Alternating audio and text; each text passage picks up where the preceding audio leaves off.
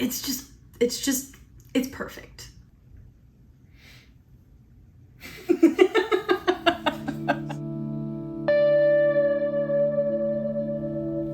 Hello, my name is Katrina and welcome to my kitchen and welcome to Moonbelly Makes, which is where I share all of the projects that I love to make, from cooking to crafting to baking. Today is a cooking day, so I'm going to share with you a recipe for a goat cheese and olive portobello sandwich. I'm noticing, I just started this project a couple of months ago, but I'm really noticing that the recipes are all very nostalgic. I didn't really go into this with that intention, but a lot of these recipes come from my childhood or my family history, and this is one of those recipes. My parents always get a CSA, which is a box of produce that comes directly from a farm. It's called Community Supported Agriculture, and I highly recommend looking into it if you're not familiar, because it's great to just get like a box of really high quality produce every week. Now the Farmer John, sends out a digital newsletter, but when I was a kid it used to come on an actual piece of paper that was tucked into the box and was usually kind of wet and kind of dirty, and it would have news about the farm, how everyone was doing, how the growing was going, how the harvesting was going, and it would also have a couple of recipes that used some produce that was coming in that week's box. So I guess this time we must have gotten mushrooms, because this is a mushroom sandwich. And my mom and I used to make this sandwich, and it was just a little thing for us that we would do, and I was always very excited when we were gonna make this sandwich, because it's just a tiny bit more involved than a peanut butter and jelly or a cold cut sandwich, because it does involve cooking mushrooms, but it still doesn't take very long. It's totally worth it, and it doesn't have a lot of ingredients, and it really feels to me like one of those recipes that's more than the sum of its parts, because it's not a lot of stuff, but everything just plays its perfect role and is absolutely delicious. So here's how I make it. This portobello sandwich starts with portobello mushroom, specifically one big one that weighs about 120 grams, give or take. Then I have a 10-inch ciabatta roll, but any crusty bread that you like will be excellent. 4 ounces or 113 grams of room temperature chèvre goat cheese, 10 Kalamata olives that weigh about 35 grams without the pits, 1 small garlic clove, 1 tablespoon or 13 grams of olive oil, 3 clean and very dry romaine leaves.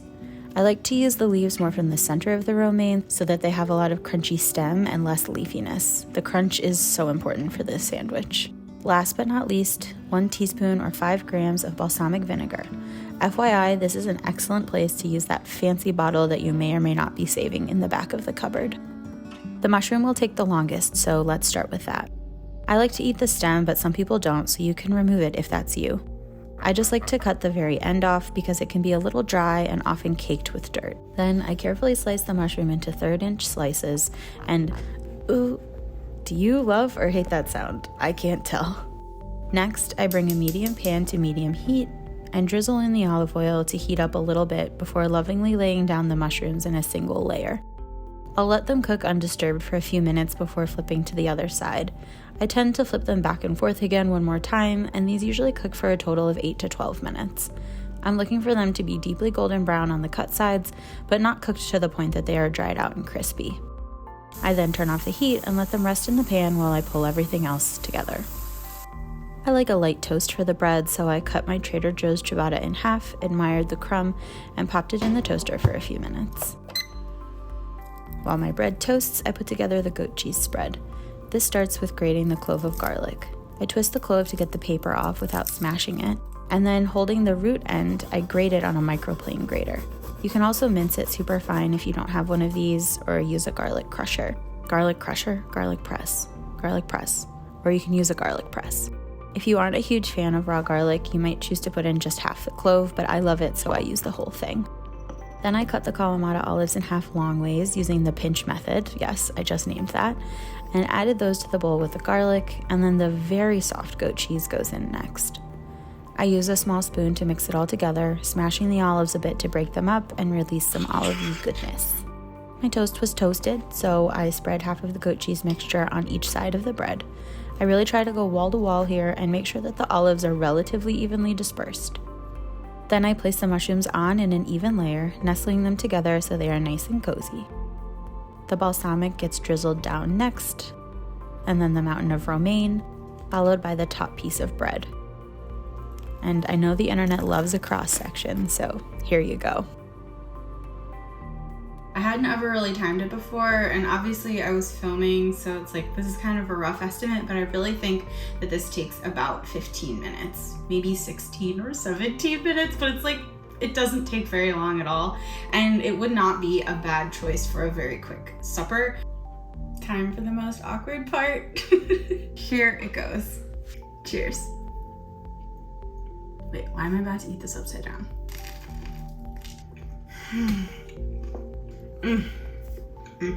I will say this sandwich is intense. The olives are so salty and so briny, which is why we didn't add any other salt. I've made this in the past. I'm like, I should add some salt. No, you don't need to. The olives season everything plenty. Tangy goat cheese, salty olives, meaty mushrooms, and then you have that umami, like aged flavor from the balsamic, and you need something like super crunchy to kind of cut through all of that creamy richness, and the romaine just like does that perfectly. The original recipe said you could use arugula, but honestly I wouldn't. I would say romaine or even iceberg lettuce if you have that, just so that you have that crunch. It feels like so necessary to me.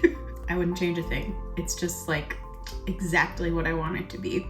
I think the best thing to have with this sandwich is some plain, really crunchy kettle potato chips. But it's perfect. Not even trying to sell you on it. I'm just very excited that this is what I get to eat today. I hope you enjoyed that. I hope that you feel inspired to make yourself a delicious lunch, even if it's not this sandwich. Like, maybe just put a little bit more effort into lunch and really treat yourself, because you deserve it. We all deserve it. For the full written recipe, you can head to my website. Also on my website, I have everything else. There's a bunch of recipes. There's also my Great British Baking Project and a bunch of DIY crafting stuff as well. So bunch of stuff there. I also, of course, obviously, I'm sharing all of this stuff on YouTube. So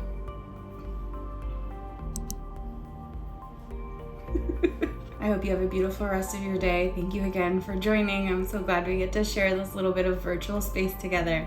And I'll see you next time. Bye.